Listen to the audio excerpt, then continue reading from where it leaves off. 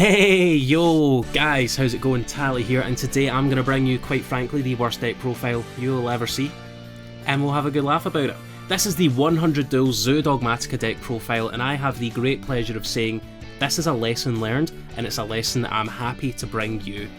I recorded this before, and I was just an angry little guy for how much I hated the deck. Now with some reflection, I think there's a lot of lessons to be learned. So, make sure to like it, 20 likes gets you the best version of this deck. Comment your thoughts down below, 10 comments would be absolutely amazing just to start us off. And of course, if you're new here, subscribe. Now let's dive in.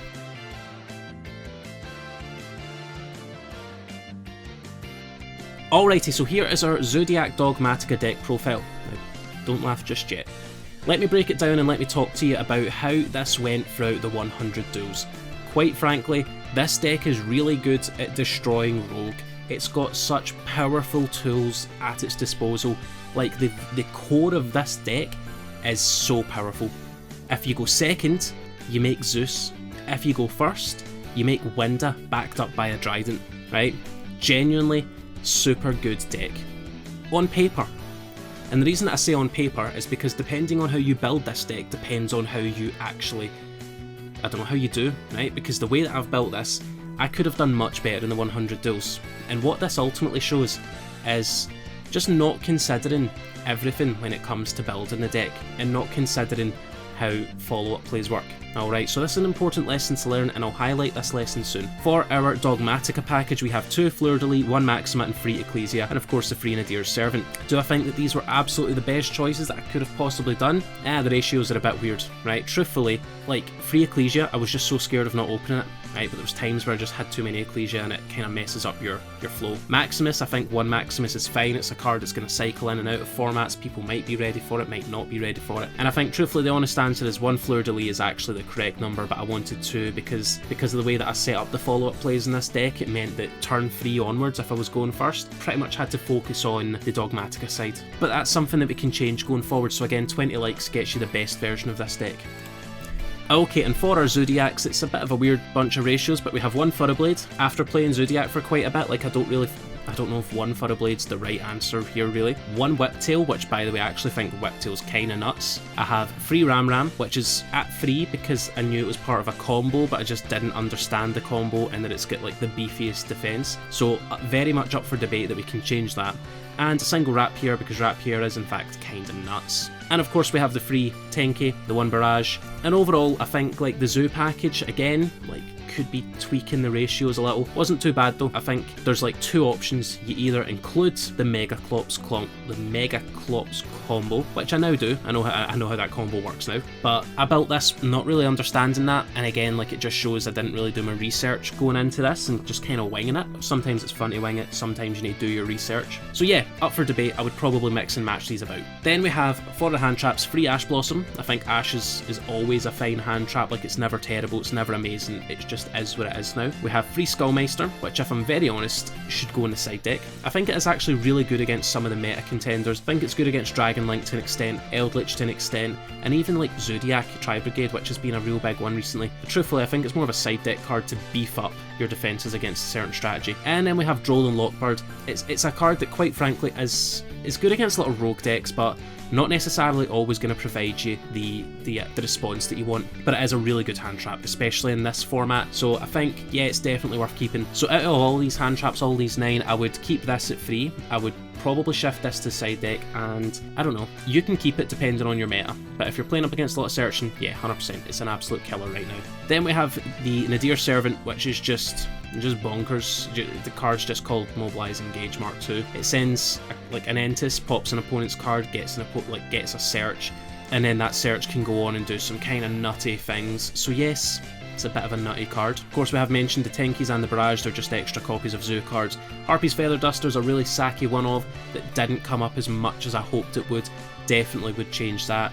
Schism is for our Dogmatika Shadow combo. And Solemn Strike, just nuts. Love this card. It's absolutely amazing. Anytime I don't know what to put in a deck, it's Solemn Strike. Judgment as well, again, just really all round, like, really solid card. Ice Dragon's Prison doesn't come up all the time, but at least being a DD Crow means that it's got some utility, and going up against a lot of decks, like at the time I was recording this, like VW was a thing, Drytron was a big deal, so there was actual genuine lots of uses here. I think it's a good generic card, happy to keep it. What I'm not happy to keep though, Dogmatika Punishment was an absolute brain dead idea from me. And the truth is, it just shows again that I didn't really understand the concept of the deck. It was a combo player's idea of a control deck, because this card locks you out of all your Zoodiacs turn 3 onwards, right? So if I go first and I set up like a Dryden and an Ecclesia, and I search Punishment, then I don't have any, like, if I top deck a Zoo, I lose the game. And like, yeah, it does have some sort of resource loop where you can send a Titaniclad and have more Dogmatika plays later on down the line, but it forces you out of 25% of your deck. I'm running 10 Zoo cards, right? So the chances of me top decking a card that relates to the Zoodiac combo part of the deck is actually like so high. So for me to deny myself that, it meant that I shut off literally 25% of the deck and half of the extra deck, which just isn't very good, right? So I would definitely change this. Like, this is a good card, great card, amazing card. Not in this deck though, not in this deck. Speaking of the extra deck, by the way, we have 2 Titaniclad, of course. It's just like, it just helps you pop off. It's really good to send off Maximus, gets you more and more plays, gets you follow up, gets you negates. It's nice to see. Of course, we have App Cologne, which is like just part of the Shaddoll combo. It's quite nice. We have 2 Entis, which is again just send it off Nadir, pop a card, search a card. The tastiest. Then we have a Hammer Kong just to be an extra material, Trident, 2 Tiger Mortar, 2 Chakanine, a single Borbo, and 2 Zeus. Now, being very honest, I like most of the Zoodiac parts here. I actually quite like the Zoodiac part. I really wish I had space for another Borbo, or I could make space, and I probably will find space to cut for the good deck profile. So the game plan here is like Trident, and then really Chakanine and Tiger Mortar are just to set up like a grind game. Do I really need these at 2? Nah, the question is maybe, probably not. Could probably shift them about. And then we have Zeus as well, who's nuts. Is he really? Do I need him at 2?